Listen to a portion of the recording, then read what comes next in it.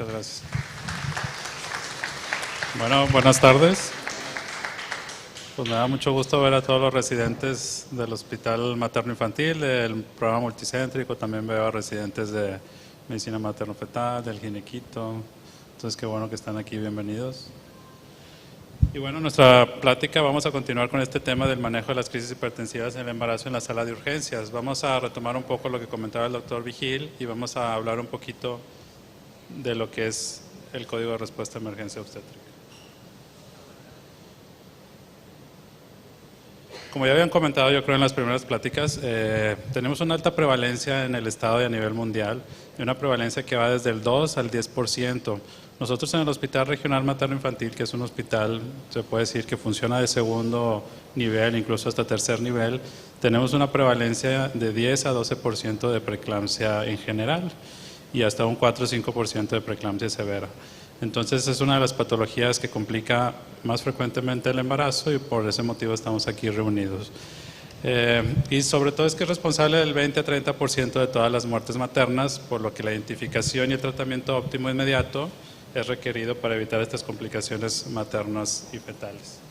Y como comentábamos en las pláticas anteriores, es de suma importancia este tratamiento inmediato porque tiene una repercusión a nivel sistémico de las alteraciones de la preeclampsia, que van desde las alteraciones neurológicos, accidentes vasculares cerebrales, eclampsias, síndrome de encefalopatía reversible, cardiopulmonar, por ejemplo, el edema de pulmón, el infarto agudo de miocardio. A nivel hepático ya sabemos que causa el hematoma subcapsular, a nivel hematológico la trombocitopenia, la convocación intravascular diseminada, insuficiencia renal y sobre todo en el feto puede incluir el desprendimiento y la muerte fetal. Por eso es el motivo de una intervención rápida y oportuna. Generalmente la literatura recomienda 5 elementos claves que nos guían para el manejo de esta crisis hipertensiva. Lo primero es reconocer el diagnóstico y los síntomas de la crisis hipertensiva. Posteriormente, tener un tratamiento y un control de la presión arterial de forma rápida. Para eso se crean los equipos de respuesta inmediata y los códigos de respuesta a emergencias para atención oportuna de estos pacientes, para la prevención de convulsiones que van a la par del tratamiento antihipertensivo, la vía de nacimiento, las semanas de nacimiento según la patología y la vigilancia posparto que ahorita también comentaban. En nuestra charla vamos a comentar las primeras dos, el diagnóstico y los síntomas de crisis hipertensiva, identificarlos y el tratamiento oportuno. Para reconocer los síntomas, pues primero tenemos que tener el diagnóstico, y ya lo han mencionado en repetidas ocasiones. El diagnóstico de una crisis hipertensiva severa es una tensión arterial sistólica mayor o igual a 160 milímetros mercurio o una diastólica de 110 milímetros mercurio sostenida por 15 minutos. Esto es importante. Yo creo muchos recuerdan que en guías anteriores o en años anteriores decían que tenías que esperar 4 horas para poder llegar al diagnóstico de preeclampsia severa manteniendo estas cifras de TA. Y esto, conforme han pasado los años, ha disminuido el tiempo, y eso es bueno porque esperar 4 horas en una paciente en estas condiciones, pues terminamos en EBC, teníamos en eclampsia. Entonces actualmente se reduce a 15 minutos y solamente podemos esperar 15 minutos para hacer el diagnóstico de crisis hipertensiva severa. En el Hospital Materno Infantil en ocasiones no nos esperamos a esos 15 minutos. ¿Por qué? Porque la paciente trae una sintomatología, se puede decir, muy severa, y aunado a las cifras de TA, pues prácticamente con una sola toma podemos hacer el diagnóstico, pero las guías recomendadas nos dicen que tenemos que esperar 15 minutos. Y como comentábamos, sin esperar el resultado de la proteinuria. Igual, porque años anteriores, no sé si recuerdan, se tomó el punto de corte que tener una proteinuria de 24 horas y que saliera a 5 gramos y después a 3 gramos. Y eso, imagínense, esperar 24 horas por una proteinuria hacer el diagnóstico, pues era fatal.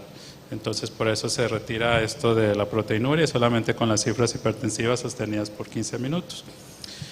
Y hay que tener en cuenta, se puede decir muy fácil hacer el diagnóstico de 160 a 110, pero hay que tener en cuenta que la presión debe ser medible lo más exacto posible. El gol estándar, ya sabemos, es el esfingomanómetro de mercurio. Generalmente pues eso pues ya no se produce, ya no se realiza, pero están validados todos los esfingomanómetros electrónicos. También hay que ver la calidad del aparato, pero podemos hacer el electrónico y sobre todo estarlo calibrando varios meses según como diga el fabricante. La paciente tiene que estar en semifowler con la espada con la espalda apoyada, el brazo a nivel del corazón, debe estar en silencio durante 5 minutos, el brazo superior pues descubierto, que no poner el sfingomanómetro, el manguito arriba de la bata porque eso interfiere, y debe estar totalmente las pacientes, sobre todo con las piernas en la cama, no estar con las piernas cruzadas o no estar con las piernas colgando porque eso nos modifica las lecturas de la tensión arterial. Y cuando se está tomando la presión, pues pedirle a la señora que no esté hablando, porque de repente nos está ahí platicando todo el relato, su sintomatología, y ahí está totalmente en silencio, y esperarnos 15 minutos entre una y otra toma. Esto es bien importante, tanto lo usamos estos criterios para el tamizaje de primer trimestre como para hacer el diagnóstico de crisis hipertensiva. Ay, no sé si se puede apagar un poquito la luz para ver esta diapositiva. Para identificar estos síntomas se han propuesto varias escalas de medición que nos miden sobre todo síntomas, lo que llaman en los estadounidenses triggers o detonantes, gatillos, donde nos dicen qué pacientes están en riesgo de presentar alguna alteración secundaria a la crisis hipertensiva. Y nos dividen en colores amarillos y colores rojos, sobre todo tomando en cuenta los parámetros biofísicos, los signos vitales, por ejemplo la presión disistólica, diastólica, la frecuencia cardíaca, la frecuencia respiratoria, la saturación de oxígeno, la oliguria, y sobre todo también nos habla de la sintomatología referida a la paciente. Si se fijan, toman mucho en cuenta alteraciones del estado mental y nos reportan que una mamá agitada, confusa, o incluso pérdida de conocimiento ya la debemos catalogar como roja. Es importante porque muchas veces nosotros cuando está la paciente en trabajo de parto, pues nos ha tocado a todos que la paciente está desesperada, se sienta, se para, se descanaliza, empieza a gritar, y nosotros a veces creemos que es por dolor o por cualquier otra situación, y muchas veces ya tiene una alteración, un edema cerebral, alguna alteración neurológica que está provocando ese comportamiento de la mujer, y tenemos que nosotros acercarnos a evaluarla y tomar las cifras de tensión arterial. Igual las alteraciones visuales, la falta de respiración, el dolor epigástrico, debemos de tomarlo en cuenta en este tipo de pacientes. Y por ejemplo, siempre también medir la saturación. Cuando tenemos una saturación de oxígeno menor a 93 o una frecuencia respiratoria mayor de 24, ya podemos sospechar de edema agudo de pulmón.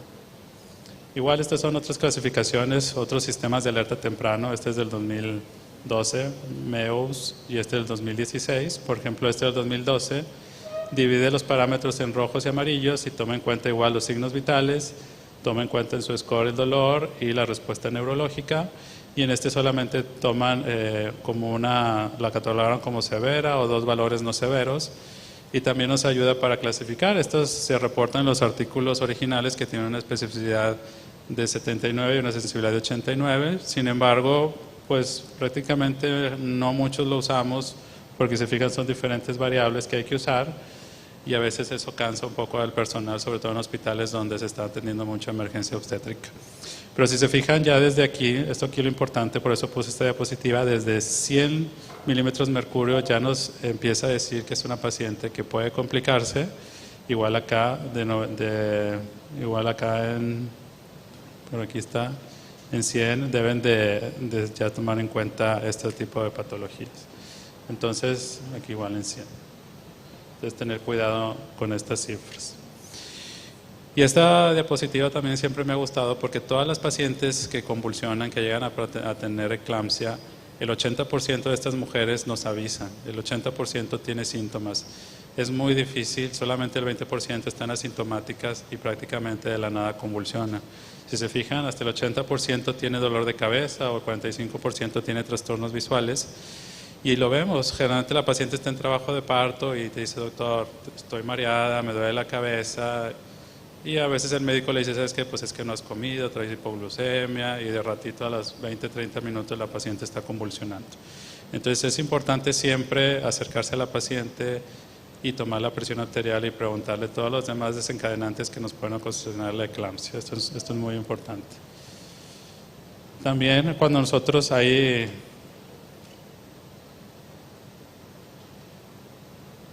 acrónimos para que nos hacen sospechar cuando una paciente tiene un accidente cerebrovascular o algún edema cerebral o alguna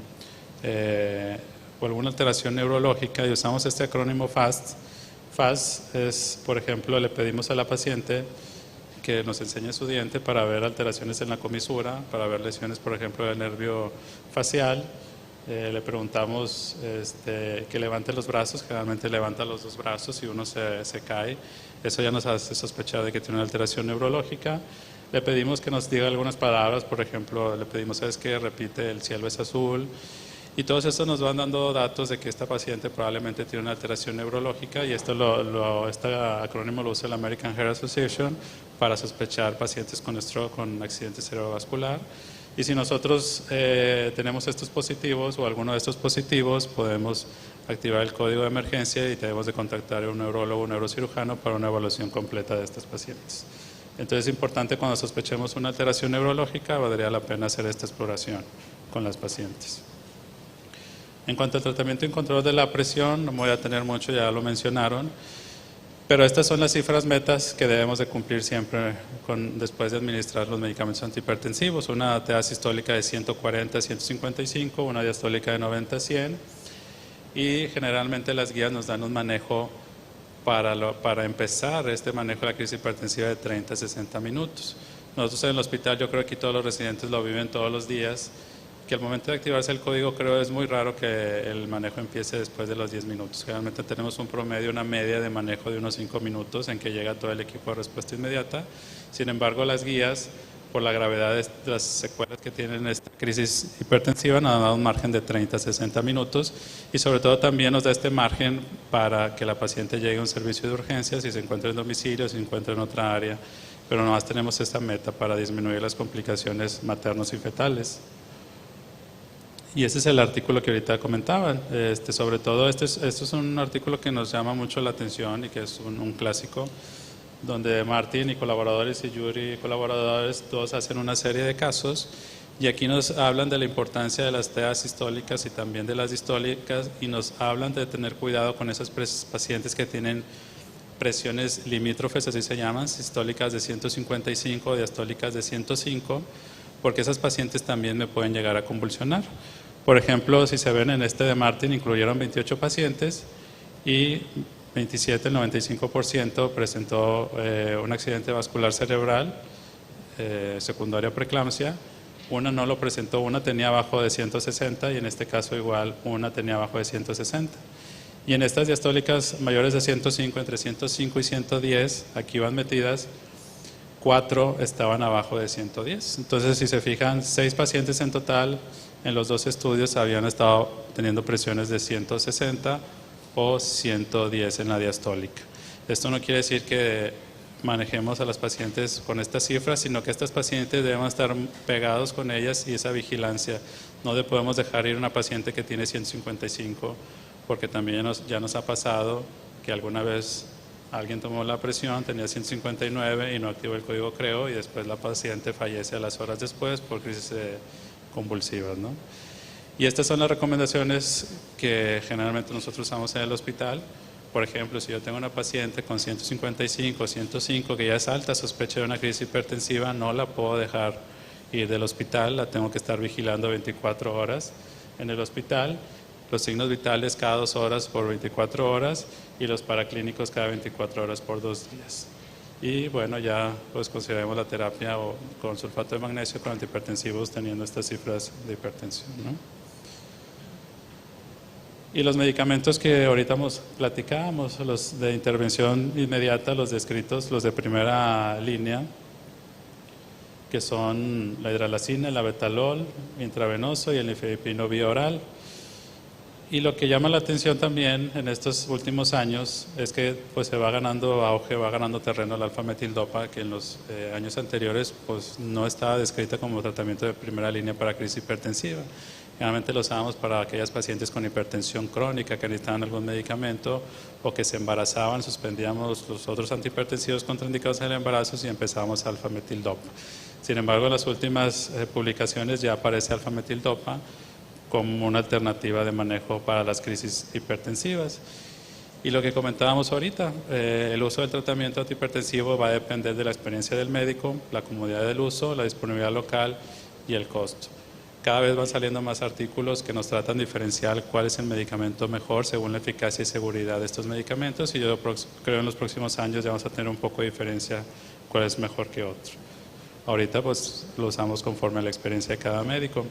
Y este es un repaso de los medicamentos de primera línea que usamos, que siempre debemos de tener pues un póster ahí en la sala de urgencias, una tarjetita pegada. A veces que yo lo entiendo que todos los días lo vemos y que ya es fácil, pero siempre en los protocolos siempre debemos de tener algo visual para que todo el personal lo identifique y sobre todo que no se nos olvide, porque a veces por la urgencia o por el estrés se nos pueden olvidar. Entonces tenemos el nifedipino bioral, ese lo empezamos con 10 miligramos y esperamos 20 minutos. Si a los 20 minutos volvemos a tomar la tensión arterial y sigue elevada, podemos otra vez repetir, ahora sí de 10 lo subimos a 20 miligramos y ahora si sigue otra vez otros 20 minutos y lo llevamos a 20 miligramos, o sea, en total 50 miligramos. Si a pesar de esos 50 miligramos de nifedipino continuamos con hipertensión, pues ya hay que cambiar de otro antihipertensivo, en este caso la betalol intravenoso 20 miligramos. En caso de hidralacina empezamos con 5 o 10 miligramos, igual nos esperamos 20 minutos, si continuamos la cifra elevada, otros 10 miligramos, y aquí solamente son los 20 miligramos, y si sigue hipertensa cambiamos igual a la betalol. Y para el betalol intravenoso, ese sí lo vamos doblando, empezamos con 20 miligramos, esperamos 10 minutos, lo doblamos a 40 minutos, esperamos otros 10 minutos y lo doblamos 80. En caso de continuar hipertensa, ahora sí cambiamos de antihipertensivo a hidralacina. Generalmente recomendamos usar primero el antihipertensivo. Generalmente deben ir a la par. En caso de que no se pueda ir a la par el antihipertensivo con sulfato de magnesio, pues recomendamos primero usar el antihipertensivo y después el sulfato de magnesio. Hay veces que se retarda la tensión, a veces se retarda en preparar el sulfato de magnesio. Mientras están preparando el sulfato de magnesio, inmediatamente empezamos con el manejo antihipertensivo. Y este artículo pues llama la atención, yo creo ya muchos lo leyeron, está en New England, es una revisión que acaba de salir en el mes de mayo. Y ahorita vemos por qué pues llama la atención un poco. De entrada, pues lo que les comentaba, que se agrega la metildopa como medicamento de primera línea. Sin embargo, hay que tener cuidado con el metildopa, porque no es la mejor opción. Primero están los otros tres que mencionamos, y si ya no tenemos alguna alternativa, si nada más tenemos de plano ese medicamento, pues podemos usarlo como metildopa a una dosis de 1000 miligramos de 1 gramo. Y estos son, bueno, salió en New England, yo creo que es interesante, prácticamente es un repaso de todo lo que hemos visto en esta mañana. Y aquí, por ejemplo, más que también si nos cambian un poquito los horarios, esto ya también lo vamos a tomar ahí con precaución, es diferente a los tiempos, a los minutos que les comentaba ahorita. Pero más que nada, por ejemplo, nos reportan nifedipino vía oral, vía tableta, la hidralacina intermitente, la betalol oral, intermitente o intravenoso y pues la metildopa. Y aquí dice que si el control de TA no se logra a pesar de dosis máxima, cambia a otra clase de medicamento, lo que habíamos visto. Y generalmente si nos dice que si la TA no se logra en 6 horas, a pesar de 2 medicamentos, pues interconsulta a medicina crítica, ¿no? Y aquí sobre todo lo que pues me gusta de este artículo y sobre todo también lo que dice el Colegio Americano es bien importante y va relacionado a la pregunta que acaban de hacer. La paciente recibe el tratamiento para la crisis hipertensiva, cualquiera de estos tres, y la paciente inmediatamente debe recibir una dosis de mantenimiento, una dosis de apoyo, no dejarla simplemente, por ejemplo, con el intravenoso. Vamos a suponer que yo empiezo con hidralacina, con la betalol intravenoso, y la dejo ahí a la paciente, ya la estabilicé, ya trae 130/80 y la dejo ahí en su cubículo, en su cuarto, sin ningún otro hipertensivo. Y eso pues no es una buena práctica, se aconseja siempre dar un antihipertensivo vía oral para continúe, porque podemos dar esos picos que ahorita mencionaban. Por ejemplo, bajo la presión arterial, ahí dejo a la señora, ya trae 130/80, me voy a operar una cesárea y me hablan a las 2 o 3 horas que está convulsionando y muy probablemente porque hizo una crisis hipertensiva y porque no la dejé con una dosis de mantenimiento vía oral. Y esto, pues esta gráfica anterior nos manda a las opciones de mantenimiento. Estas son las opciones de mantenimiento que pone después de tratar la crisis hipertensiva, pero también estas son las dosis de mantenimiento que nos habla para el tratamiento de la hipertensión no severa, que también es algo que tomar en cuenta, que también hay que tomar con cautela, porque esta revisión nos dice prácticamente que si yo tengo presiones no severas, puedo empezar antihipertensivos. Y eso pues todavía no está con suficiente evidencia como para empezar antihipertensivos en una paciente no severa.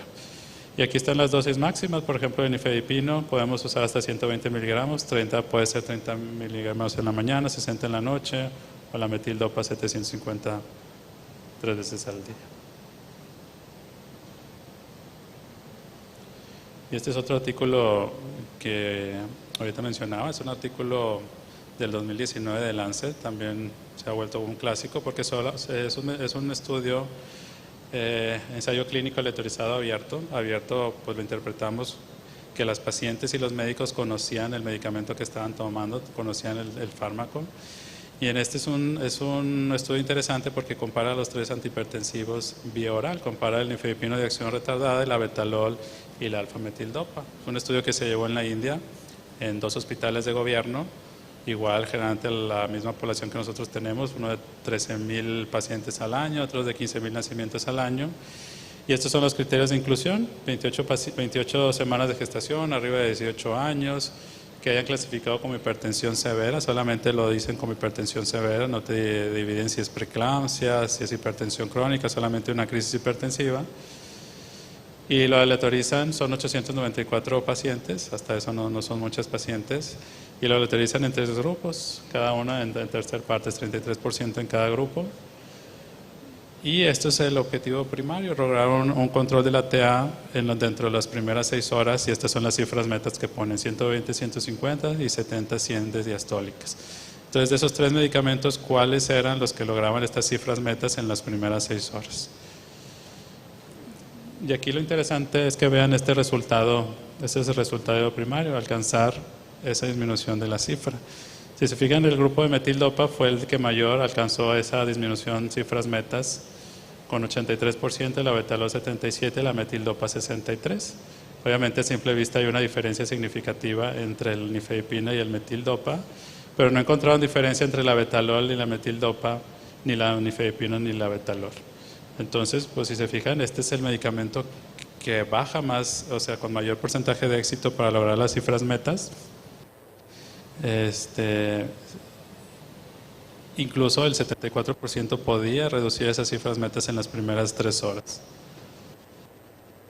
Y aquí, por ejemplo, obviamente también checan cuáles son los pacientes que se agregaron otro antihipertensivo. Y llama la atención nada más, pues que en el grupo del abetalol sí se presentó una convulsión, aunque si se fijan 0, 1, 0, pues no nos da alguna diferencia significativa, pero pues sí, el grupo del abetalol reportó una convulsión. El mismo grupo del abetalol reportó un desprendimiento placentario y también reportó una hemorragia postparto, igual sin diferencia significativa. También se presentaron óbitos 8, 7 y 8, igual en los 3 grupos sin diferencia significativa y tampoco sin diferencia significativa en los resultados neonatales. Entonces se concluye que los 3 medicamentos pueden reducir las cifras de tensión arterial. Obviamente el nifedipino resultó con una mejoría en mayor frecuencia en alcanzar el objetivo primario en comparar con el abetalol y con la metildopa, pero sin embargo el alfa-metildopa debemos tomarlo nada más con cautela. Si se fijan, nada más fue el 64%, entonces la única justificación que tenemos es cuando tenemos bajos recursos, que no tenemos algún otro medicamento y que la única opción que tenemos son la alfa-metildopa. Vamos a cambiar un poco, les voy a platicar un poco de la experiencia que nosotros tenemos en el Hospital Regional Materno Infantil. Nosotros tenemos un equipo de respuesta inmediata, que generalmente, pues aquí los residentes saben muy bien, generalmente se está activando entre 5 o 6 veces al día por casos de hemorragia, por casos de preeclampsia severa o sepsis. Y el equipo de respuesta inmediata obstétrica lo definimos como un equipo multidisciplinario donde participan médicos, enfermeras, trabajadora social, camilleros, químicos, personal de laboratorio, donde la intención es detectar, controlar y brindar un tratamiento oportuno de forma integral de todas las emergencias obstétricas, tanto en el trabajo de parto, durante el trabajo de parto, la cesárea y en el puerperio. Y el objetivo es una atención médica oportuna, integral y de calidad, con los criterios uniformes, que todo el personal sepa los mismos criterios. Ya no necesitan un médico decirle a la enfermera qué es lo que tiene que hacer, ya la enfermera automáticamente sabe lo que tiene que hacer cuando se active el código CREO para disminuir las complicaciones de la morbilidad obstétrica y la mortalidad materna. Y el código Mater es la activación de un mecanismo de alerta o de llamado al personal del equipo de respuesta a emergencias obstétricas. Hay diferentes sistemas de alerta. Nosotros tenemos el sistema de alerta de voceo.